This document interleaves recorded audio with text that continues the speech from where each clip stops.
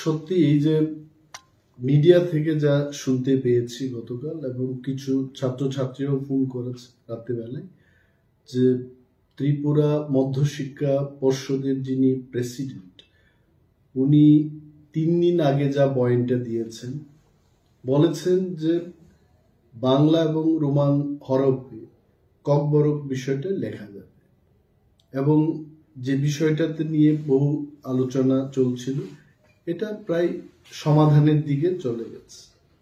হঠাৎ করে উনি নাকি গতকাল বয়ান দিয়েছেন যে ওনার করার কিছু নেই এবং বাংলা স্ক্রিপ্টে ককবরকটাকে লিখতে হবে। উনি যে এই ইউটার্নটা নিয়েছেন, ইট ইজ দুর্ভাগ্যজনক, এবং আমি মনে করি পার্সোনালি, আগেও বলেছি, যেটা আমাদের রাজ্যের আইন শৃঙ্খলার অবনতির একটা কারণ হয়ে দাঁড়াতে পারে। ককবরক বিষয়টা আজকে থেকে 17-18 বছর আগে যেভাবে চলছিল, বাংলা এবং রোমান হরফে এটা লেখা হতো, হঠাৎ করে এইবার রোমান হরফে লেখা যাবে না, এই বিষয়টা কিন্তু এটা এখানেই থেমে থাকবে না। এবং আমি কেন বলছি বারবার যে আইন শৃঙ্খলার অবনতি হবে, student community will come up with agitation. আন্দোলন হলে কি হবে? স্ট্রাইক হবে, বন্ধ হবে, এক জায়গার মানুষ অন্য জায়গায় যেতে পারবে না, ব্যবসা বাণিজ্যের ক্ষেত্রে, মানুষের দৈনন্দিন জীবনে এটা কিন্তু তার একটা এফেক্ট, ব্যাড এফেক্ট চলে আসবে। তো আমি as a leader of opposition এখনো বলছি যে এই বিষয়টাকে মাননীয় মুখ্যমন্ত্রী, যিনি ওই দপ্তরেরও মন্ত্রী, ওনাকে দেখা উচিত। No one should play wrong politics with this.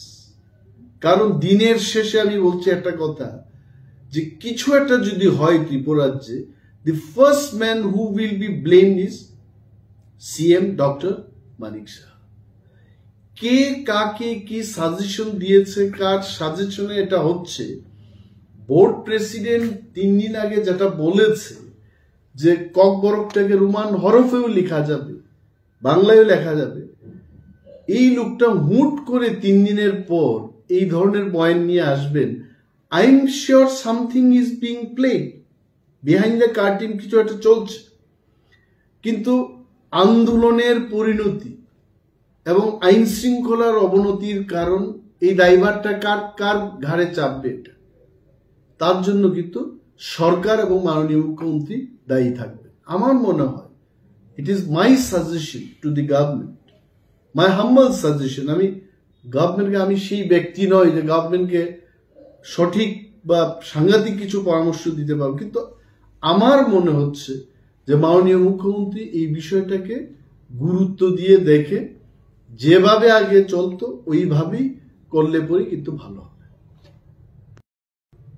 প্রথম ব্যাপার হচ্ছে যেটা আপনি জিজ্ঞেস করেছেন, যে আমাদের এখানে কোনো ইনফ্রাস্ট্রাকচার নেই। এই ব্যাপারে কিন্তু আমি আগেও বলেছি, 17 বছর ধরে রোমান স্ক্রিপ্টে যারা লিখছে তাদের পেপার কারেকশন হচ্ছে। তাহলে ওই টিচাররা কোথা থেকে আসলো তখন? এই 17 বছরের যে ধারাবাহিকতা, এটাই প্রমাণ করছে যে আমাদের কাছে ইনফ্রাস্ট্রাকচার রয়েছে। এবং ত্রিপুরায় এমন কোনো টিচার নেই, আমি দায়িত্ব নিয়ে বলছি, ত্রিপুরায় যারা পড়াশোনা করছে টিবিএসসি থেকে, ক্লাস 1 থেকে ABCD পড়ানো হয়ে থাকে, রোমান স্ক্রিপ্ট কেন জানবে না? 1 নম্বর। 2 নম্বর, এই যে CBSCর লেটারের অপেক্ষায় আছেন এবং সেই কারণেই টিবিএসসি সিদ্ধান্ত নিতে পারছে না, উনি এটাই তো বলেছেন। My question to the board president is TBSC running on the instruction of CBSE? TBSC is a state subject, এটা রাজ্য সরকার কর্তৃক নিয়ন্ত্রিত, এবং যদিও শিক্ষার ব্যাপারটা এটা not only state matter, not only central গভর্নমেন্টের ম্যাটার, এটা কনকারেন্ট লিস্ট, অর্থাৎ রাজ্য সরকার এবং কেন্দ্রীয় সরকার শিক্ষা নীতি তৈরি করে থাকে।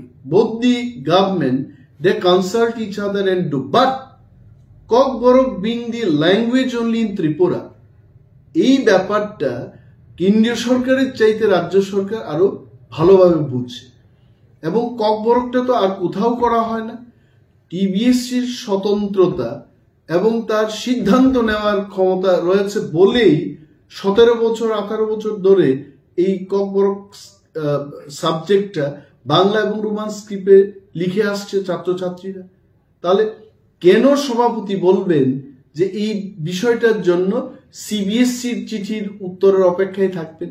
It is absolutely baseless. আমি আবারও বলছি যে মাননীয় মুখ্যমন্ত্রী, যিনি দপ্তরের ভারপ্রাপ্ত মন্ত্রী, আজকে রাজ্যে যদি আন্দোলন হয় এটাকে নিয়ে, জনজীবন হেস্তনেস্ত হবে, হতে পারে আমি বলছি।